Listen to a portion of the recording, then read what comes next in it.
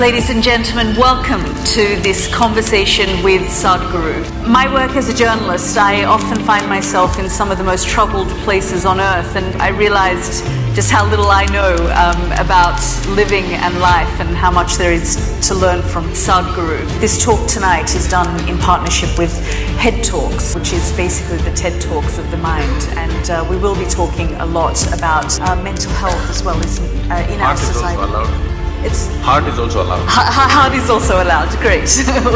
We'll talk a little from the heart as well as the head.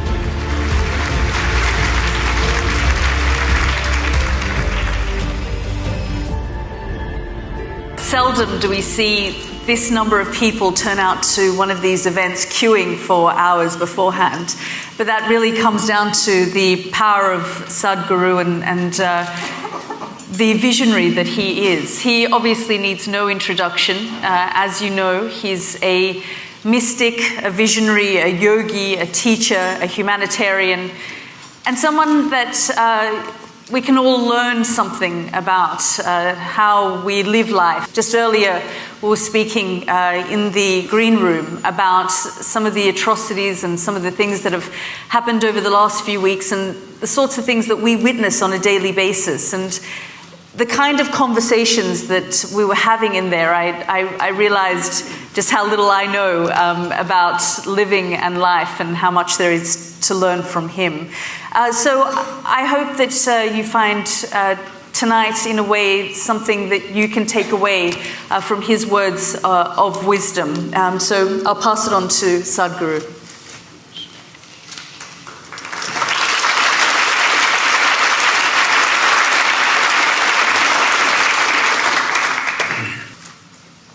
Jananam sukadham maranam karunam milanam maduram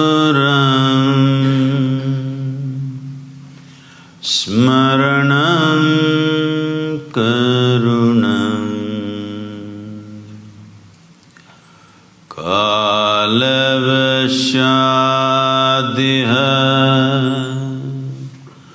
Sakalam Karunam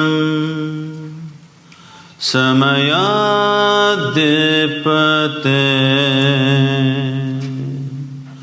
Akilam Karunam. Good evening. Good evening, everyone.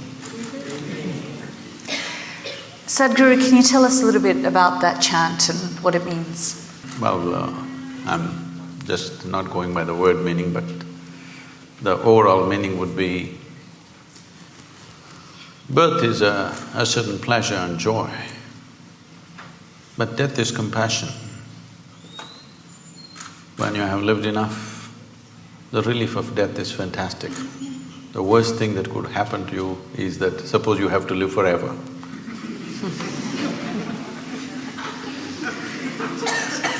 And what we are calling as birth and death is just a certain amount of time and a certain amount of energy in play.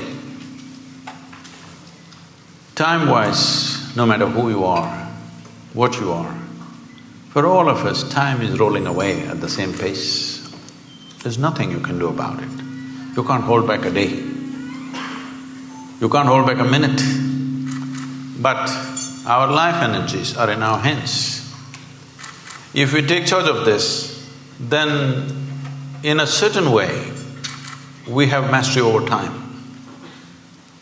If your experience of life, by taking charge of your energies, you make it very intense, then how you live, if you live here for a year, it may feel like you live here for 100 years because of the sheer intensity of your existence. And also in terms of activity, if you organize your energies well, what somebody may do in 10 years, you may do it in 1 year. So in terms of impact, if you live 100 years, you live 1,000 years. So essentially, we're talking about organizing that we can organize and coming to terms with that which we cannot organize. This is where the equilibrium of life is. You just said the worst thing that can happen is if you live forever.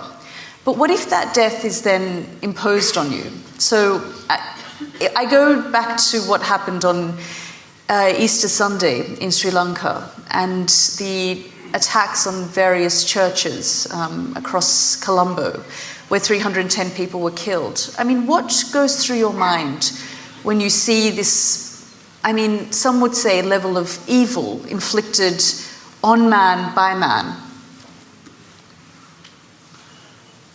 Oh, we must understand, evil has always been inflicted only by one man upon another man, never by some other forces. It never happened like that. No hand jumped out of the sky and did any evil to anybody ever in the history of humanity. It's always one person doing something horrible to another person. This could be done for economic reasons, this could be done because of egoistic reasons, this could be done because of wealth, property, so many things. But if we have a fight for something, let's say we are fighting for this flower vase, you and me. At some point if we fight enough, either some wisdom will arise in you or me and say, okay, you keep it, but I don't want this nonsense going on forever. It'll come somewhere. But when people believe that they're fighting for their gods, there is no compromise. This is what we need to understand. You cannot compromise when you're fighting for your god. If it's property, I'll give it away. But I'm fighting for something about which there is no question of compromise. So we need to understand this. It's not when events happen like this, terrible events like this happen, everybody for a few days they will feel all this and then they'll go about their normal business. We must understand the moment you believe something and I believe something else, it's just a question of time when we are going to kill each other. Maybe we will, or maybe our children will, or maybe their children will, but it's bound to happen. When you believe something, when you believe means just this, what you do not know you assume and you concretize this assumption in your minds and you gather numbers. If these 1,000 people here all believe one thing, and when we step out on the street, if they all believe something else, inevitably there's going to be a clash. It's just a question of time. How do we deal with this though? So, you have set up the menu, but you're surprised when it gets served on your table. Why are you surprised? It is bound to happen. It's bound to happen. All this talk about just adjusting and creating a little bit of peace here and there is not a solution. One fundamental thing that we should do in the next 25 years, if we are really concerned about the future of the world, because the day of the sword is over.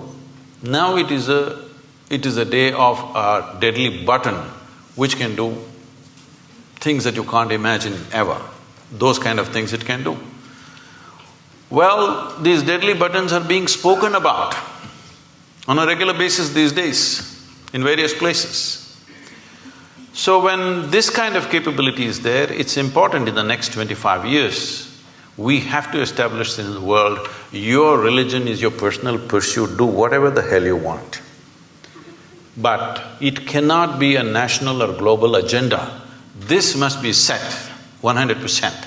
If we don't do this, we are not looking at just a few churches exploding or somebody shooting in the mosque or something else. You could have nations exploding into bits. A large part of humanity can go into bits because that's the kind of empowerment we have in terms of technology. It's not like you'll take your sword and kill 100 people. You're going to just take away millions at a time.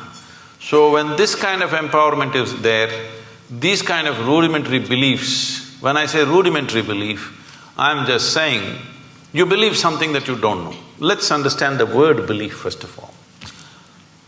I'll ask you a simple question, is it okay? Am I too abrasive for you? You said it's head talk. Suppose I ask you right now, how many of you believe you have two hands? Please raise one hand. Do you believe you have two hands or do you know you have two hands? No. If I start an argument with you that you don't have two hands, and if my argument becomes too powerful, one slap in the face and you know you got hands. So with hands you know. There are so many things you believe. What does it mean? It simply means things that you do not know. You are not sincere enough to admit what I do not know as what I do not know. Because you've not understood the immensity of I do not know. Only when you see I do not know, the longing to know, the seeking to know and the possibility of knowing becomes a living reality. Otherwise, everything I do not know, I just assume. What is the point of that? The moment you assume and you gather 1,000 people who assume the same things, and I assume something and I gather 10,000 people who assume the same thing, clash is inevitable, believe me. But it's easier said than done to say, well, in the next 25 years we need to get out of this mindset. Well, never before this was possible. Today we are sitting here just talking to 1,000 people, but you know that today we have means, what we speak here, we can make it reach the entire humanity. This was never ever possible. Many fantastic human beings have come, but what they could do was minimal, because when they spoke, hardly 10 people heard. Today you can sit here and speak to the entire world. When you have this capability, how come you say you cannot transform the world? We can. It is just that, are we committed to making it happen? I was just talking to somebody who is some kind of an expert on the internet. That's when I started going on YouTube and everything. This is about 12 years ago. I was talking to someone in United States who is some kind of an expert on the internet affairs. So I've never gone browsing or anything, I'm just busy with what I'm doing. So I just asked, what are people looking for hours on end they're on this net? So he very casually says, Sadhguru, about 70% is pornography. I said, what? He says, yes. I didn't want to believe him. I said, this is not possible. It can't be 70%. Maybe some people are looking up something. But then I check with a few other people. Everybody says 70% of data is pornography. And they tell me, every year some 1.2 million children below 15 years of age are being sold on internet. What's wrong with us? I'm saying, when such a tremendous tool of technology comes to us, we want to sell our children? Is this how we use it? We want to change this. That's why I'm loud in the last 10 years, out on the internet. Do you think, though, that technology is a good thing or a bad thing? Technology is neither. The beautiful thing about technology is, if you learn to use it, it works for you. But who you are will decide how you use it, isn't it? But how do you So what we need to fix right now in the world is, who are we? This is what we need to fix. We've all become many things which we are not. Essentially, we are born as life on this planet. Rest of the things are taught to us, isn't it? Stop teaching all this stuff which makes us something other than human beings. I mean, you can say this as Sadhguru, but how do you deal with a 15-year-old who spends 6-7 hours of their day on a phone, which then impacts their mental health, their state of mind? See, being on the phone need not necessarily impact the mental health. But what is on the phone? That's a question, isn't it? Right now, at least in India, whatever they may be looking for pornography, but Sadhguru pops up.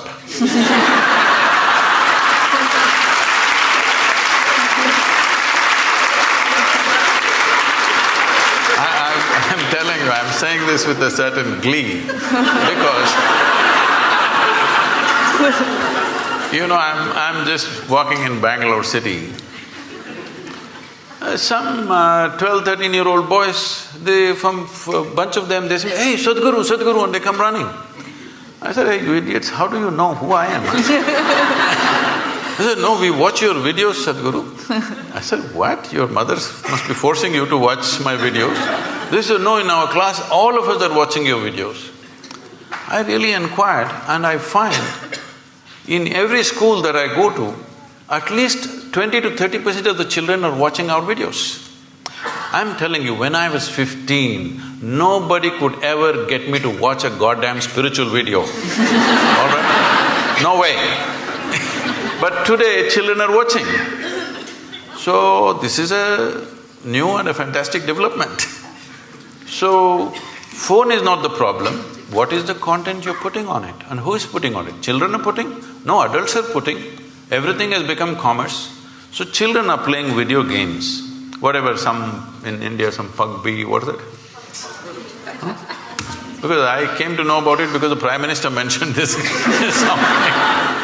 See, it seems whatever, 2-3 hours a day, you're practicing how to kill this one, this one, this one and this one, okay? I'm shooting. When I am 12, 13, it may be okay. When I become 18, don't I want to get a little real? Am I happy just shooting them on my phone? I would like to really shoot them, please understand this. You think I will be satisfied just shooting people when I think it's the right thing to do? Whoever appears, I shoot them on the phone. You think my instinct of wanting to shoot people that I see will be satisfied just on the phone? You are living somewhere. It's not reality. So when we are putting our children through this and we think they are violent, they are wrong, no, this is the kind of content you're giving them. Can't we change the content to whatever extent we can? I mean, but there are a lot of studies that have been done that the internet is causing a lot of angst for young people. See, these studies goes on about everything. What is not causing angst, tell me? Everything is. And these studies keep changing all the time. Yes, there is some kind of impact of a screen time because of the type of light it emits. People lose their ability… because they're going on this late night, they cannot sleep properly. Because they cannot sleep properly, next day morning there are many troubles. All these things are rolling up. Today in United States, they have technology de-addiction centers where like AA or something, they have technology de-addiction centers where people go there and it's a big thing that you can live without a phone. It's a huge achievement that you kept your phone away for whatever number of days. So, technology is not the problem. Compulsiveness is the problem, isn't it? If you're compulsive, even the food that you eat, if you eat compulsively, won't you get sick? So for compulsiveness, there's only one cure, consciousness. There is simply no other cure. You can make adjustments. Can I say a joke? Is it okay? Please, of course. On a certain day, an office colleague, a young woman, asked Shankaran Pillai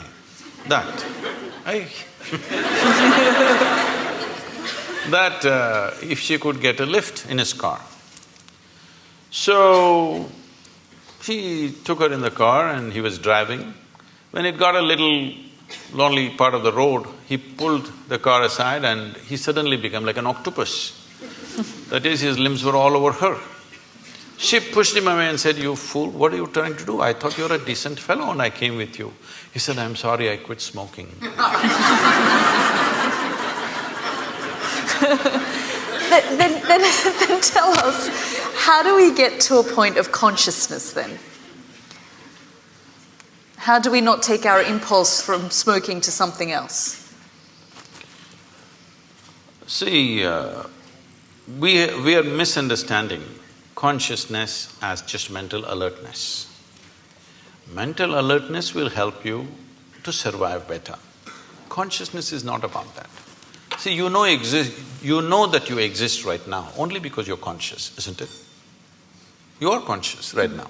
That's why you know that you're here. Suppose you fell asleep. You don't know that you exist, isn't it? You don't know the world exists, nor do you know that you exist, simply because you're somewhat unconscious. Does it mean to say you're completely unconscious? No, you're still conscious when you're sleeping, but not conscious enough to notice the presence of many things. So consciousness is not whether it is present or absent, it is always there. The question is only the intensity and the volume of it. If we have to use an analogy, right now see, the lights are focused on us, so both of us are clearly seen. There are people hiding in darkness. Suppose you dim the light further, all these people will disappear, only two of us will be there. If you increase the voltage, suddenly they will all appear. They were always here. They were here all the time. Because the lights were dimmed, I could only see you and nobody else. If the lights were up, then you could see. This is all consciousness sees. Everybody is conscious. Question is how conscious. So to increase or to raise consciousness, what have we done in the societies? Our entire education system is just about survival, one being better than the other.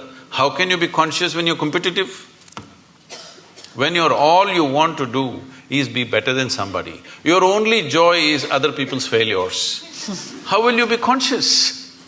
When you're enjoying other people's sufferings, other people's failures. This is what being number one means.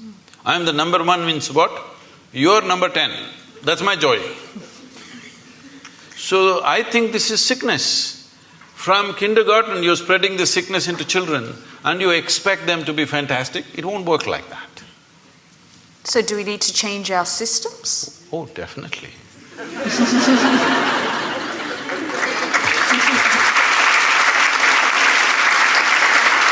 See, right now, it is anyway going to change in the next 5 to 10 years, not because people are going to become conscious, simply because of artificial intelligence. For a long time, I always wondered, even when I went to the school, an idiotic person who's read a book a few years ahead of me suddenly is acting like they're something superior. Just you read a book few years ahead of me, and how come you're so superior? I don't understand this. If you're a scholar, you read a few books. If you're a religious person, you read just one book and somehow you're superior. How come just by reading one book ahead of me, you become a superior life? All this is going to be demolished in the next 5–10 years' time. My phone will be able to do 10 PhDs a day. It has enough memory to do that. So all scholars, religious people, people who just keep on vomiting their stuff that they've read elsewhere, this will be nothing. This will be nothing. So, see, there was a time, I remember this very well, in Mumbai port, when the first gantry was installed to load and unload the ships, about 35–40 years ago maybe, all the labor protested, they went on strikes. Then I was in I'm interested in this thing, so I was visiting some ports recently. I was inquiring what was the size of the vessels then, what is the size of the vessel now, how much time does it take to load, unload. At that time, the biggest vessels were about 30,000 tons or 35,000 tons, in that range. Today, most of the vessels are over 100,000 tons, some of them are 250,000 tons. But at that time, they were taking 26 to 28 days to unload one ship. Today, they unload a ship in less than 24 hours and they're unloading 12–15 ships at the same time. That is, in one day, 12–15 ships are unloaded. Why? Because from man's muscle, we move to machine. Right now, all the professors, scholars, all of them are crying, what will happen to our jobs? It's the same situation. What you could do with your intellect, a machine is coming which can do better. My first brush with artificial intelligence, as I saw it, was when I was 13 years of age. Today's children, everybody is on the iPads and screens all the time. When I was 13, for the first time, I saw a flatbed calculator. So somebody brought it to school, I had never seen anything like that. They said multiplication, tuk, tuk, tuk, tuk, tuk, tuk, tuk, tuk, tuk. Just came. Immediately I felt offended because if it can be done like this, why the hell are they torturing me in the arithmetic class?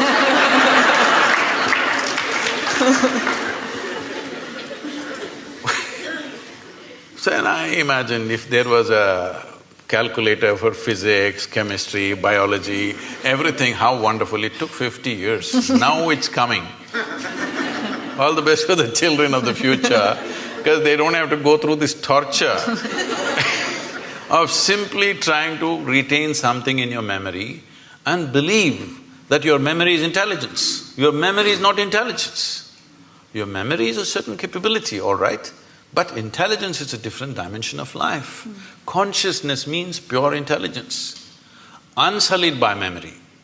Now if I look at you, oh, I know Yalda, oh, she's good, she's bad, she's my friend, she's my enemy, this, that, so much nonsense in my head. What happens now is, I don't see you the way you are right now. Yes? If my intelligence is sullied by my memory, I cannot see you and experience you the way you are right now. If I don't see you right now the way you are, I cannot see this flower the way it is right now, I cannot see the sunrise, I cannot see the sunset. For everything I have a stupid meaning in my head. There is no meaning in the phenomena of life. There is no meaning to sunrise, there's no meaning to a flower, there's no meaning to a cloud, there's no meaning to anything. It's just that it's fantastic, that's all. Meaning exists only in the psychological framework of the human being, and these meanings are simply because we are constantly dipping into our memory. In traditional terms in India, when we see people living out of their memory, we say, ayyo karma. That means past memory is ruling them. They will never experience life. They will just recycle the same stuff. Is it possible to shed or leave behind memory? I'm sorry? Is it possible to shed or leave behind your memory? See, you don't because have to it's shed part of your your memory. identity. No. If you shed your memory, you will again walk into the same pits that you walked in the past. Memory is not to be shed, it needs to be carried little loose, that it is not sticking to you all the time. See, your entire body right now is just memory. There is evolutionary memory, there is genetic memory, there is karmic memory, there is conscious, unconscious levels of memory, articulate and inarticulate levels of memory. In yoga we identify your existence as 8 dimensions of memory. This whole thing is memory, isn't it? See, you may not remember how 10 generations ago your great-grandmother looked like, but her nose is sitting on your face. Body remembers, isn't it? 100%. It doesn't matter where you go, what you do in your life, this body retains every bit of that memory, isn't it? So, this existence is memory, but do you want to use this body and this bank of memory that you have in your mind as a platform upon which you sit, or do you want to carry this on your head? This is the difference. Being conscious means you sit on this platform. Being unconscious means you carry it on your head, the burden of it. You mentioned artificial intelligence. Are you worried about the future? No, this is the best time for me.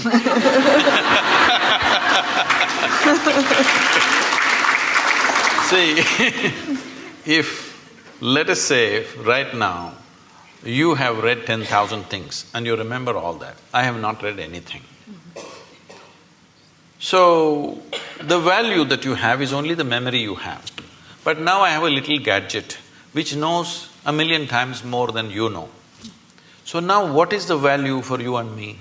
What kind of a human being I am is the only value, isn't it? What nonsense you carry in your head is of no value. So this is a great time for me. This is great time for humanity, because now you being a human being will become more important than what nonsense you carry in your head. I'm sorry, this is head talk. So are you saying then that we are living in the best time in history? Definitely. Is there any question? Never before human survival was as well organized as it is today. If you had to start your morning, you had to take a bucket and go to River Thames, which is a mile away, and carry this bucket full of water. Tell me in this room, how many people are even fit enough to carry a bucket full of water for a mile? Now we're complaining because the warm water is not coming. There are two knobs you have to turn for warm and cold water. You want a single knob, so people are freaking in the morning. 2 knobs have to handle. So, survival is better organized than ever before. When our concern was survival, we couldn't pay attention to other dimensions of life. See, once you come as a human being, if you had come as any other creature, stomach full, life settled. Once you come as a human being, stomach empty, only one problem, stomach full, 100 problems. Why this is so is, our life is not fulfilled with survival. When our survival is in question, we are just like any other creature. Only when survival is fulfilled, the dimensions of being human kicks in into our experience. When you're thinking of where is my next meal, we don't expect you to be very human. You lose it in many ways. Now survival is settled for a large part of humanity. Unfortunately, there's still populations for whom it's still a struggle. But I would say at least for 60% of the population on the planet, for the first time, survival is better organized than ever before. The world is safer than ever before, though people are constantly complaining. Well, you're talking about Sri Lanka, yes, it's an unfortunate incident. But 1,000 years ago, if 1,000 people died just 100 miles away, you would be sitting here thinking world is super peaceful. Yes or no? Today it's because of BBC that somebody dies somewhere, the blood flows into your sitting room. It's a good thing, at least your humanity is being evoked, otherwise it'll sleep. So I'm saying, in terms of violence, we are more peaceful than ever before. Our survival is organized better than ever before, and above all, our ability to communicate is better than ever before. These are not small things. Now the question is, what are we going to communicate? Are we going to abuse each other? Are we going to throw dirty things at each other? Or are we going to do something that will transform us as a generation, because this is our time on the planet? Are we going to make this the greatest time in the world ever? Or are we going to let this pass? That's all we have on our hands. What else do we have? That's all we have. All we have is a little bit of time, isn't it? Hello? All we have is a little bit of time. But most people think they're immortal. That's why they don't do anything. Because they think only other people die. They don't understand you and me will die. When we are born, we are geared to die. So it's only a question of time. Time is ticking away right now. As you sit here, from the time we came and sat here, we're 20 minutes closer to our graves, all of us. Yes, if you're conscious, if you think about death once in a way, it'll become a morbid thought. But if you're conscious that you're mortal, you would organize your time in the most productive possible way, isn't it? Are you worried about global leadership, though? I mean, you say we're living in the best time it's the best time for us in terms of survival and technology, but if we look at the global phenomenons at the moment, I mean, even if we look at what's happening in this country with Brexit and identity politics and people feeling like they need to belong to a certain type of thinking or group on either side of the spectrum, is that not dividing us more and more? See, I think this reaction is happening not just here, in many places across the world. I've been talking to media and others saying, don't push the pendulum too much on one side, it'll inevitably swing the other way around. So people have been pushing it too much on one side about politically being correct, saying the right word, not the right thing. The right word you must use. If I say mankind, women will react. I'm saying, is everybody so screwed up in their head, all the time they're discriminatory? I don't think so. Some people are, of course. But today it's become like this. You know, it was very natural for me, if you see a child, you want to pick up the child, you want to do something, you want to talk to them, you want to hug them, whatever, because it's like a fresh flower.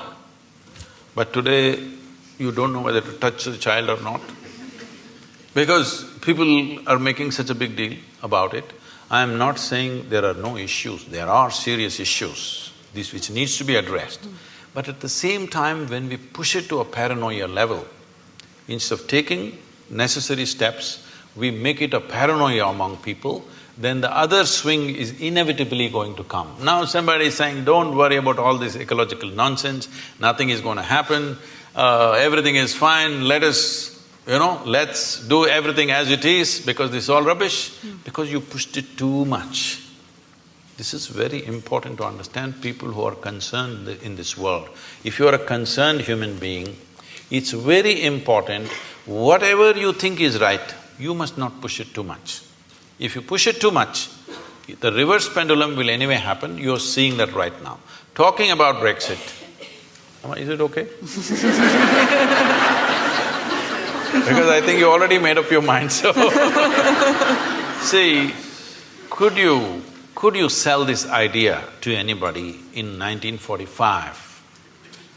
1945, could you sell this idea that Germans, French, Italians, Spanish, English all come together as a union? Could you even think, I'm asking, after World War II? So in 50 years' time, when such a thing happens, it's not just an economic arrangement, it's a huge step in human consciousness that with people that you fought so bitterly, bitterly means it can't be any worse. Human beings can't find any worse than that. After that, within 50 years, when the generation is still alive, many members of that generation are still alive, you thought of coming together, it's not a small thing. It's not just economic arrangement, it's not just euro versus your pound or whatever. It is a tremendous step for humanity. But now you want to go back on it? It's done. On that note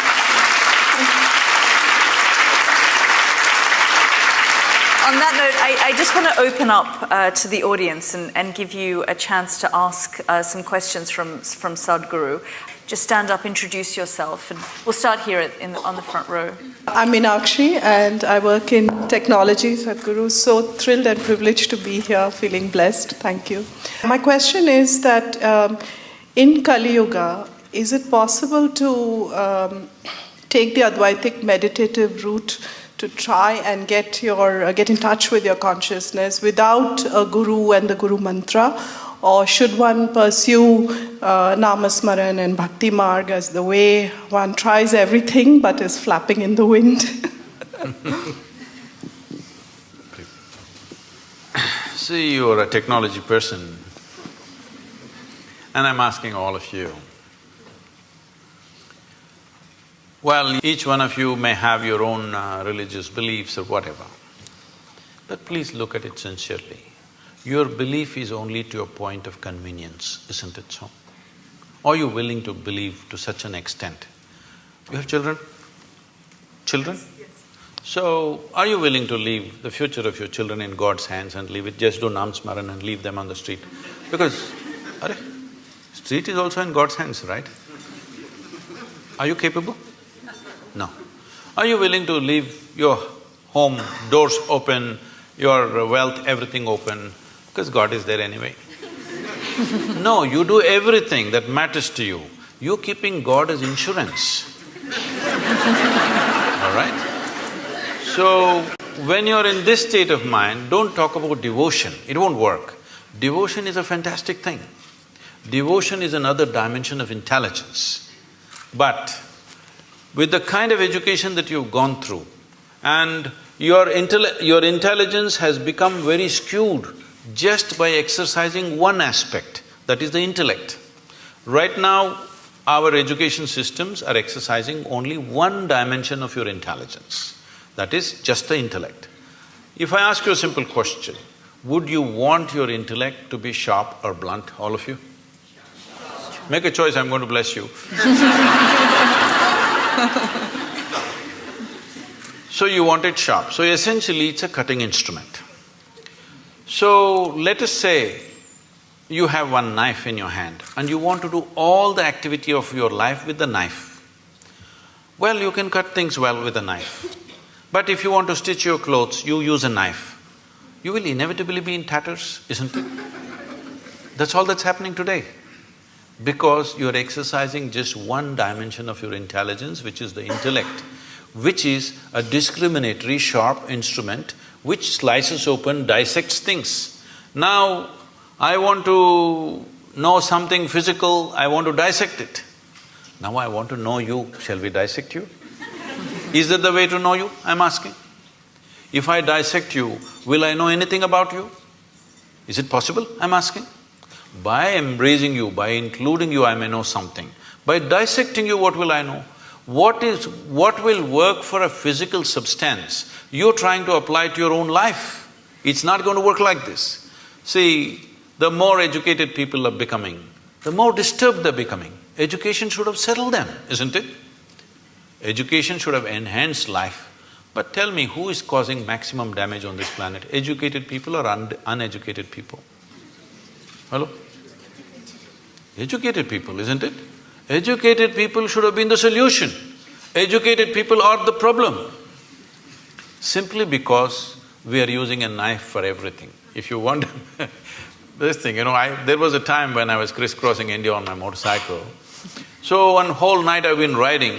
I'm somewhere between Madhya Pradesh and Uttar Pradesh, I don't know which state, somewhere around there in the border. So early morning around 6:30, I end up at a tea shop. Full night I've been riding. Then, people who ride motorcycles, they will know one problem is always that every 500 kilometers those days, the chain will become slack. So you have to take off a link and put it back, tighten the chain. This is a very easy job, but it's messy because of the grease and stuff, your hands will become messy. So I'm just about preparing for breakfast, I'm not willing to mess. Then I see on the opposite side a shack which says Mubarak Mechanical Works.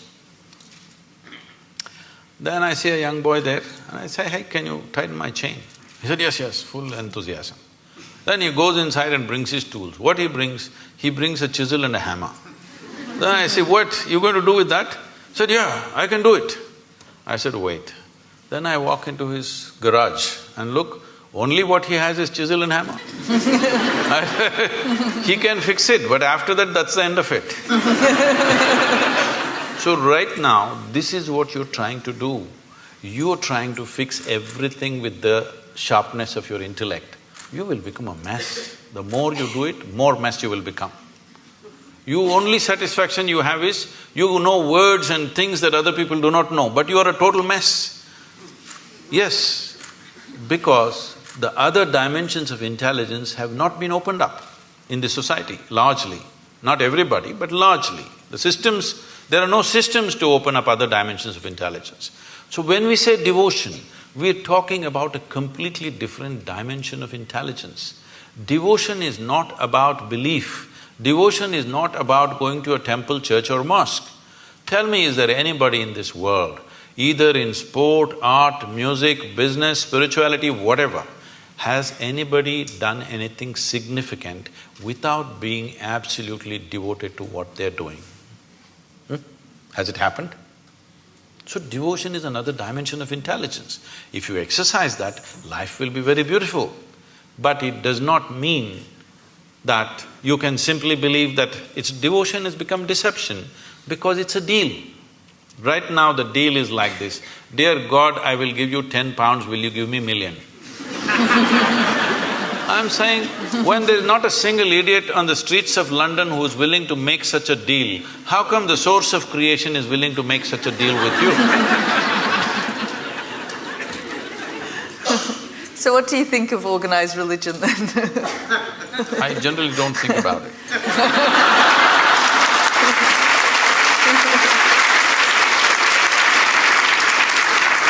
It is not that it has no use.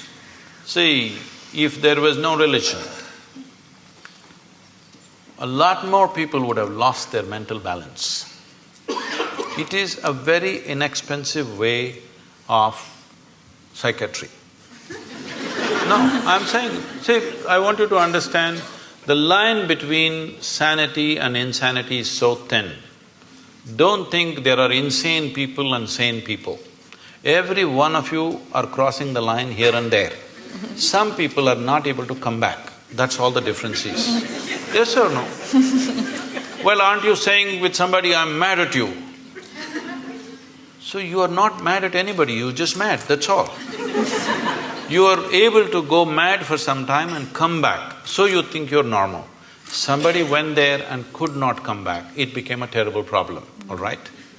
So, do not assume sanity is some kind of sanity is some kind of an established status for you. No, today you may be perfect, tomorrow morning you may be gone. Do you understand? It's very much possible. Like today you're healthy, tomorrow morning you may be talking about terminal illness, it's possible for any of us. So the same thing is possible with mental illnesses also. It is not to be taken lightly. But I'm talking about not exercising different dimensions of intelligence in a human being. Making an education system which is all like a factory extruder, everybody has to come of the same shape and form. This is causing enormous distress in human societies. Yes. It's very nice to be with you, Sadhguru. I wanted to know about Adiyogi because I've learned and I studied some yoga for years and I never heard about Adiyogi except from you. Oh, you thought Madonna invented yoga, is it?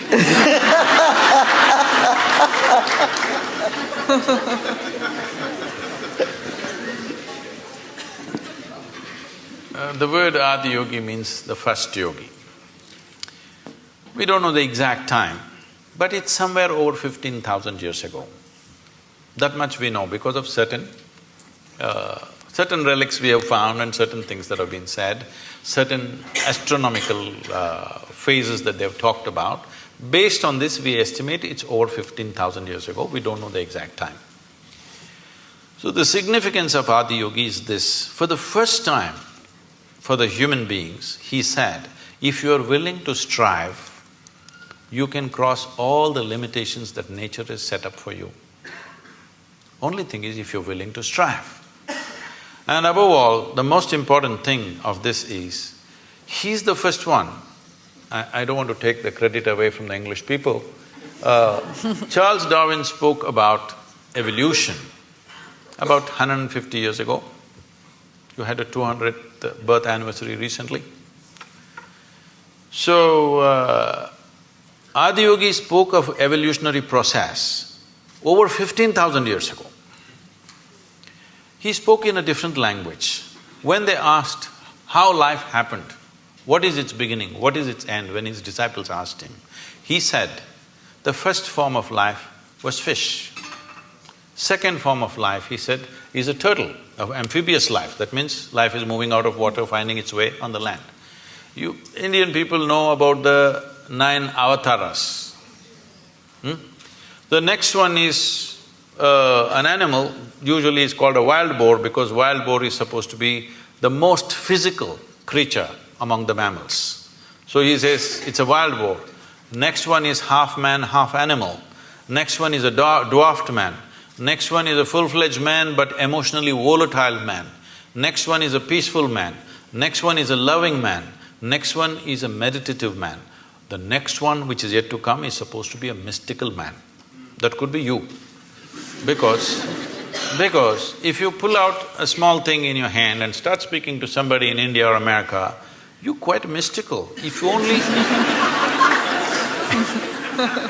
Yes. I'm saying, if only you had a phone 100 years ago, you could claim you're God and people would have believed it. Yes or no? So, he's not talking about individual people, he's talking about different stages of evolution. If you look at what Adiyogi spoke, in many ways it runs absolutely parallel to what Charles Darwin spoke 150 years ago. So he spoke about evolution and he said, till now evolution happened without your consent. Now you have the privilege to decide how far you want to evolve. He said, this is the most significant aspect of being human is this, that you decide your evolution. When you were a monkey, it's not my statement, it's Charles Darwin, okay? When you were a monkey, you did not decide, I want to become a human being. Nature just pushed you on for whatever reasons.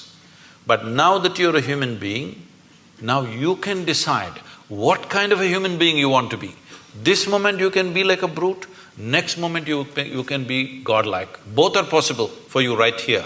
So he said the most significant dimension of being human is you determine your evolution. This is the only creature on the planet who has that freedom to do that. He said this is the most important thing, and he gave 112 methods through which a human being can evolve to their ultimate nature. So that's why Adiyogi. Namaskaram, Sadhguru. I would like to know about science of consecration, and if I'm worthy of knowing it, how do I go about it? Oh. Well, we must congratulate Yalda, because in the next 3 weeks she will be a mother. Thank you.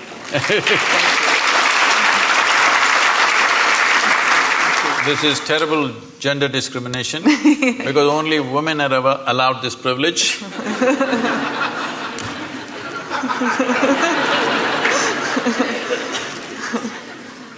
So, she was talking to me about how she's conscious when there is a situation in any place, given place, without any logic to it, conscious of certain energies and how different people and different forms and different spaces impact you. So the science of consecration is just this. The best material to consecrate is a human being. Because of all the physical forms on this planet, this is the most evolved physical form. The easiest thing to consecrate is a human being. But the problem with the human being is, every few minutes they'll make a U-turn. You can consecrate them right now, by tomorrow morning we don't know. So first of all, to get them committed to stay with whatever is given to them is a big issue, especially in today's world.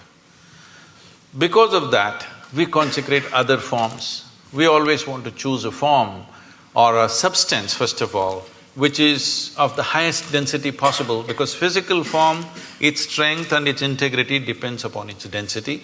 So we normally solidify mercury to do this. This is called as Rasavaidya, which means it is the technology of solidifying mercury. People think it's a miracle. No, it's not a miracle. We use mercury as a process of consecration. The idea is it will change the very energy in which you are. Well, today our modern science is still busy studying physical things. Everything physical about you has been gathered from outside, isn't it so? Hello? What you call as my body is just a piece of this planet.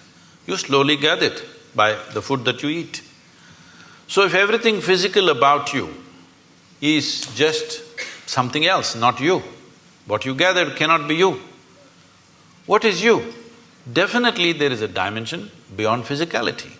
If you ignore that, there's simply no life.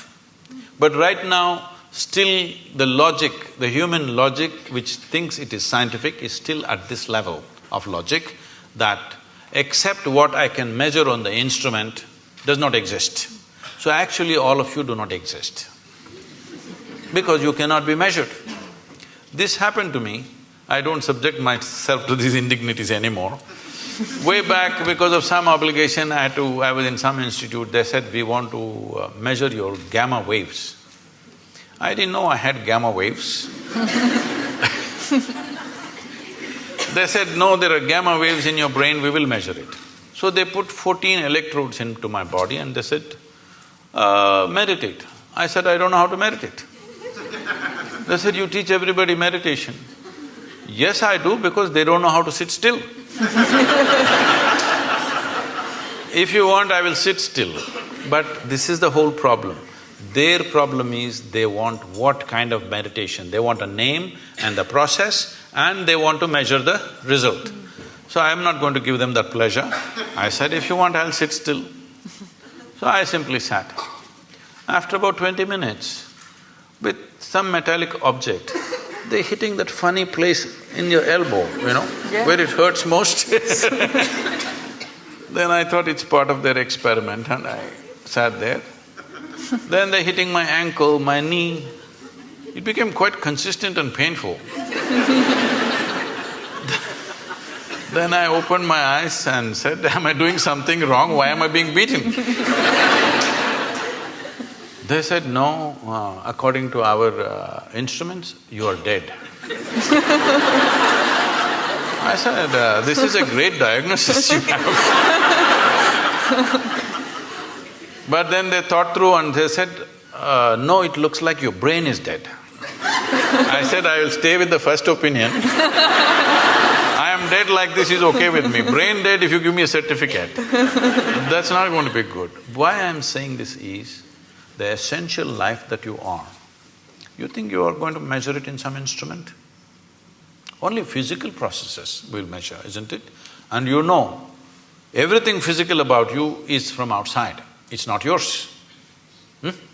It's not yours, it's just a piece of the planet. So, you can't be measured, so you don't exist. What a great conclusion are you making? So what is consecration? Is a dimension of energy which is not physical in nature, but it's life, concentrated life, let's say. Consecration is a way of creating a very concentrated life process. If you walk in, it's like that. So, in certain cultures, particularly in India, every street we consecrated at one time. But people slowly misunderstood, thinking these are temples for worship, whatever, it all went into all kinds of things. But still there are fantastic spaces of consecration in that culture, you must come and experience this. These days they're measuring some bio stuff and all, they're saying some fantastic things happening, I don't know what their meters are. But I know this, Yalda is saying she knows this, if you walk into a space, you know how alive or dead that space is. So is it measurable by something? No. Only life knows life. When life meets life, it knows. When life meets death, it knows. Is there some instrument to measure this? No, because all your instruments can only measure physical processes. So consecration is that concentrated life process. No human being should live in unconsecrated spaces. If you care for humanity, especially children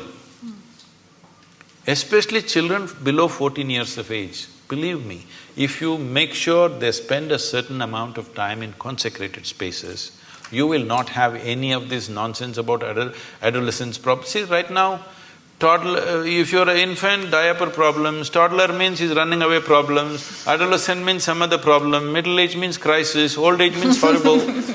When are you going to live, I'm asking? You're looking at life process as a problem. It's not a problem.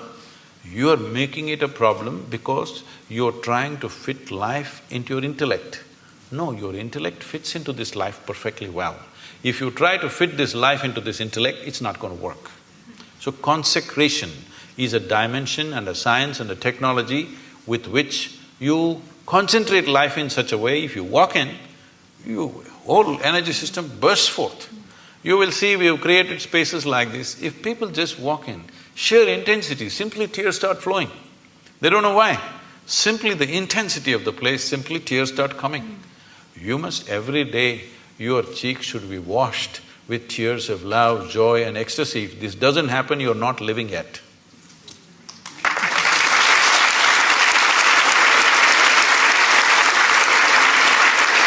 Sadhguru, we've just got a few more minutes left, but I wondered, I mean, it was such a beautiful thought that you've just left us with, but I wondered if there was some final thought or a mantra or something that you can leave our audience with before they go home.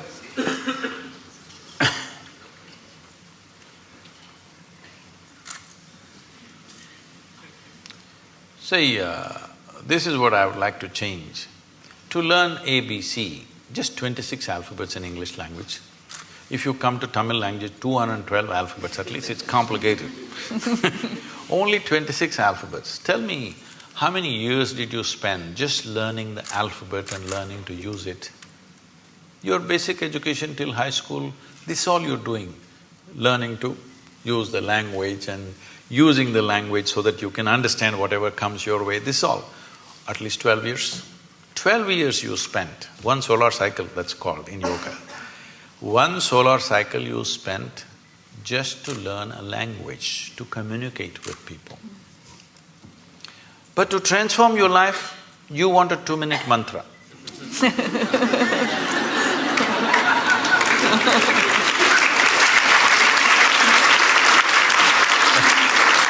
That is what she was trying to say, because certain people told you that if you just utter this so many syllables, everything will be transformed. I'm not saying it is not possible. It is possible because sound has that power to transform if you use the sound right. But what level of preparation are you, is the question. If you throw such a small seed somewhere, it'll become a huge tree. But only if the soil is fertile, isn't it? If you put it here on this platform, will it grow? So, what have we done to ourselves? What is the level of preparedness we have? This is the issue. All of you, I could just initiate you into a powerful meditation process just like that in 2 minutes, if only certain level of preparedness was there. But to do this, a few minutes of initiation, normally in our basic program we spend 30 to 32 hours of preparation because everybody has invested in all kinds of identities. People keep asking me, Sadhguru, what is the secret? How did you become like this? I told them, this is all I did. Never identified myself with anything. The moment your intelligence gets identified with something, you must understand this, the nature of the intellect is such, suppose you identify that you are a woman. Now your intellect keeps on doing rounds around that, protecting this gender all the time. Now you say, I'm English. Now it will go only around that, protecting that. Now you say, I'm a particular religion. Now it'll go only around that. Whatever is your identity, your intellect will serve only that. The moment you identify yourself with something, you have subjugated your intelligence to just self-defense and protection and survival. The intellect could have been a penetrating force to reveal life to you. Instead, you're using it to fight life, other life, because it's a defense mechanism. The moment I have an identity, I have to defend it, isn't it? Just to be here, without any sense of who the hell I am, you actually don't know who the hell you are. Hello? Assumed stuff, isn't it? Only because you dip into your memory. So if suppose Mr. Alzheimer visits you, suddenly you don't know who the hell you are. Even now you don't know. This is an assumption based on the accumulated memory. So if you just learn this one thing before you go to bed tonight, everything that you are not, keep it aside and go to bed, okay? Say right now this clothing, is this you? No. So you understand this, not me. It's not that physically you have to keep it aside. I'm saying, you know this is not me. Is this me? This is not me. Is this body me? This is accumulated, this can't be me, isn't it? It is said, if you live here for about 75 years, you approximately eat, depending upon your diet of course, you approximately eat between 12 to 1400 tons of food. Are you carrying it right now? Hello? Those of you who are middle-aged, are you carrying at least 600 tons? Where is it?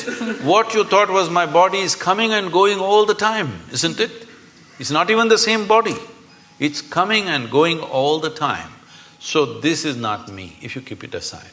All the impressions that you have gathered, you also gathered from outside. Keep that aside. Everything that's not you, just keep it aside and go to bed and see if you can just be little conscious till that last moment till you fall asleep. Most people don't know when they fall asleep. Most people. When I say most, I'm being generous with percentages, 99.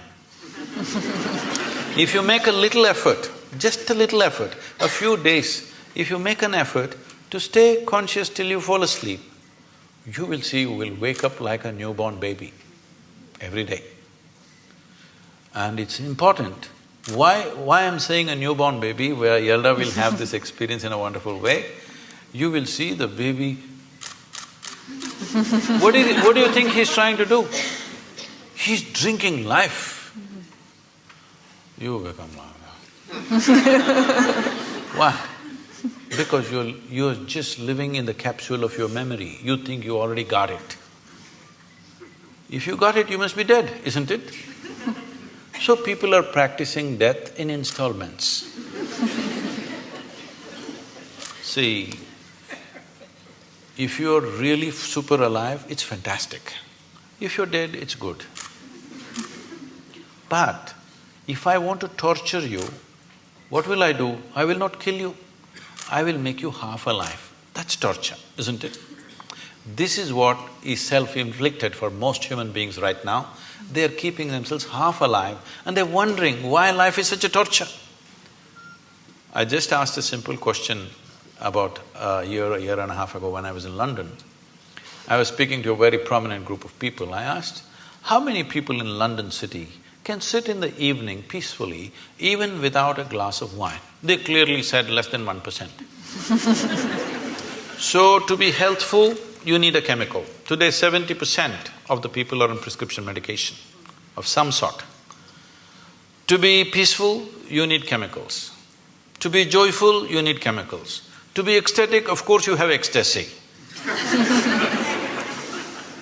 I'm saying for everything, if you need chemicals from outside, this is not a moral issue for me. The concern is this: if 90% of the population is doing chemicals to be healthful, joyful, peaceful, everything, the next generation that you produce will be less than you. This is a crime against humanity. Next generation should be at least one step ahead of us. But if you produce a generation which is behind you, you're seeing this. You're beginning to see this everywhere. If you produce a generation which is less than you have committed a serious crime against humanity. This will happen in a big way if we don't go off chemicals, both prescribed and otherwise.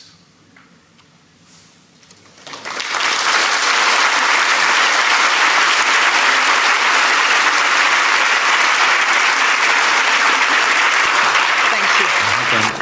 Thanks, ladies and gentlemen. Please, thanks,